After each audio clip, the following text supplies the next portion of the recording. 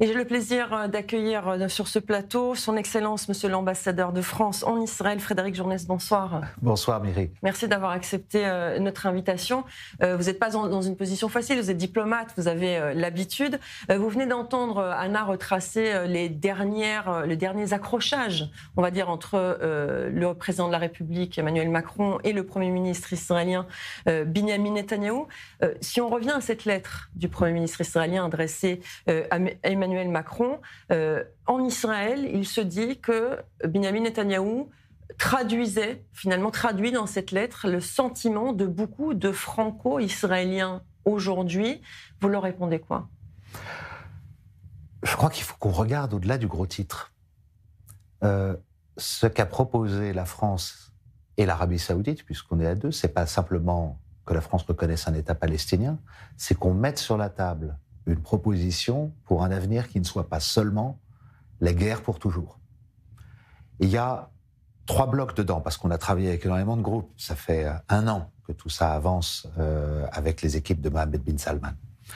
C'est de dire, premièrement, il doit y avoir un avenir de normalisation des relations d'Israël avec l'ensemble des pays arabes et musulmans. Donc un cadre de paix à l'échelle de la région. Et qu'il y aura dedans des relations de stabilisation avec l'État d'Israël, et oui, avec un État palestinien. Deuxième morceau, c'est qu'il faut également que l'autorité palestinienne, qui est l'embryon de ce futur État, prenne ses responsabilités et se réforme.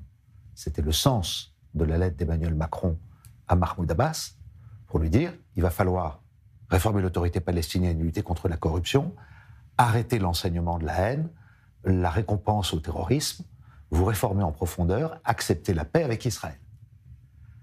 Troisième morceau, travailler à une stabilisation et à un jour d'après pour Gaza, pour que l'on ait un cessez-le-feu, la libération des otages, le retour de tous les otages qu'on attend tellement. On pense toujours à ces 50 familles, on pense à la famille de Léviathan David, dont on a vu ces images monstrueuses filmées par les terroristes du Hamas en train de creuser sa tombe. Avoir une gouvernance où les pays arabes et les pays occidentaux qui se sont associés à notre effort disent « elle sera sans le Hamas ». Et ça, c'est extraordinaire. Parce qu'il y a 1 an, tous ces pays arabes et musulmans ne le disaient pas. Donc, regardons l'ensemble de ces éléments. Et nous avons utilisé ce levier, à cause de notre poids, nous avons utilisé notre force de notre réseau diplomatique, avec les Européens, avec les Arabes et les pays musulmans, pour leur dire on propose autre chose. Après, c'est le peuple israélien et le peuple palestinien qui doivent regarder ça, ne pas le balayer d'un revers de la main en se disant c'est juste du papier. C'est aussi l'occasion, finalement, de porter un coup définitif au terrorisme et au Hamas, de faire que le 7 octobre reste la trace de l'élimination du Hamas, de Gaza et de l'avenir, et que l'on puisse se tourner vers la paix, le retour des otages, et un avenir fait qui fasse d'Israël ce pays extraordinaire, moi, que j'aime depuis très très longtemps, qui retrouve sa force plutôt que d'être enlisé dans ce mauvais conflit qui ne se passe pas bien et qui aujourd'hui fait du tort à Israël et à ceux qui l'aiment. Monsieur l'ambassadeur, on comprend bien la position de la France qui a toujours été pour la création d'un État palestinien. Sauf qu'aujourd'hui, reconnaître un État palestinien en septembre, puisque c'est de ça qu'il s'agit, c'est un État palestinien dans lequel le Hamas se trouve encore. Le Hamas qui a toujours le contrôle de la bande de Gaza, malgré de longs mois de guerre qu'Israël mène contre l'organisation terroriste, avec évidemment énormément de victimes civiles, il faut bien le souligner. C'est ça qu'Israël reproche aujourd'hui à la France, c'est de reconnaître dans les conditions actuelles un État palestinien qui, finalement, restera sur le papier pour le moment. Je crois que quand vous essayez de faire une manœuvre diplomatique pour proposer des options politiques, vous ne devez pas les conditionner à ce que va faire un mouvement terroriste.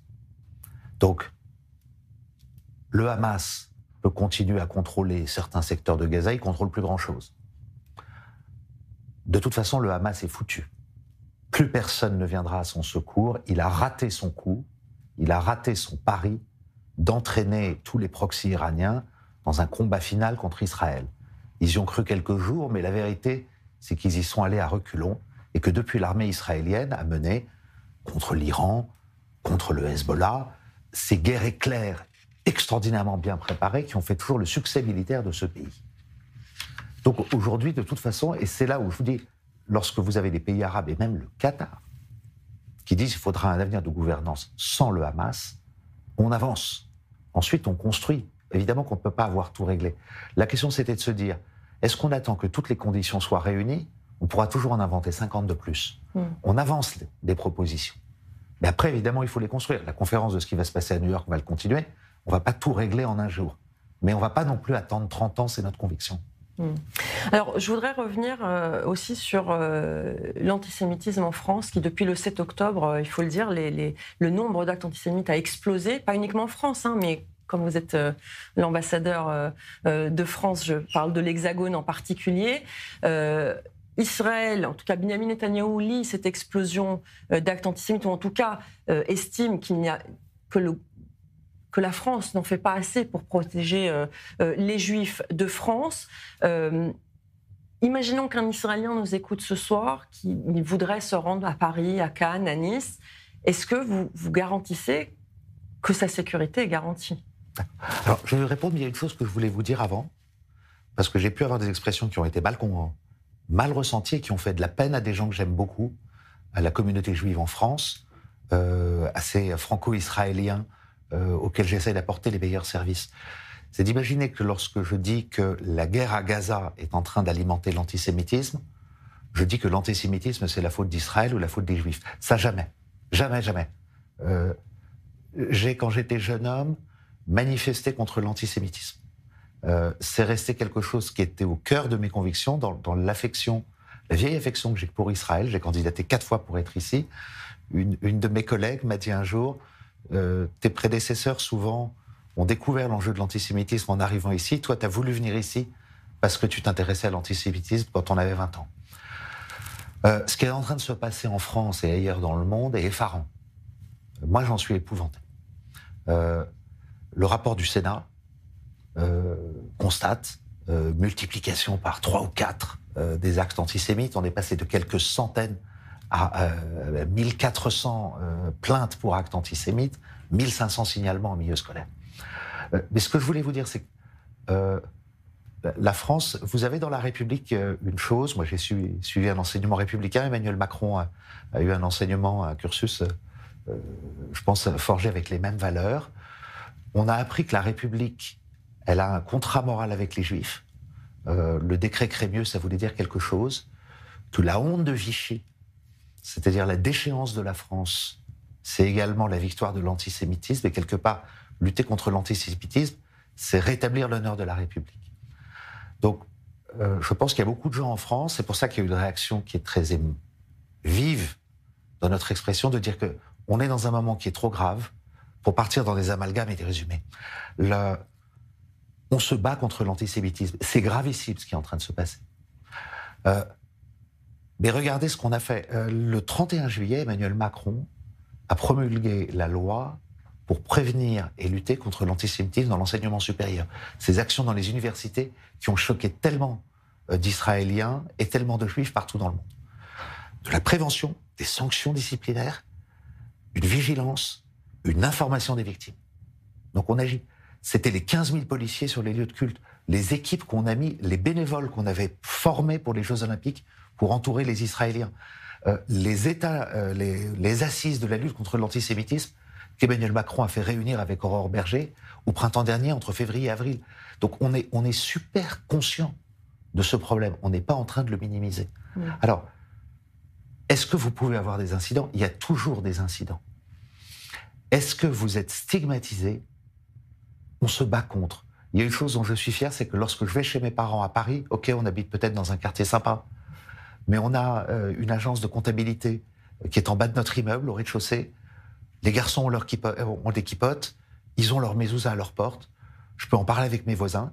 Ça les empêche pas de souffrir, mais ils sont pas tous en train de se cacher. Alors il y a des vérités qui sont pas les mêmes. Il y a des gens qui rasent les murs à Sarcelles, qui sont obligés de mettre une casquette pour cacher leur kippa.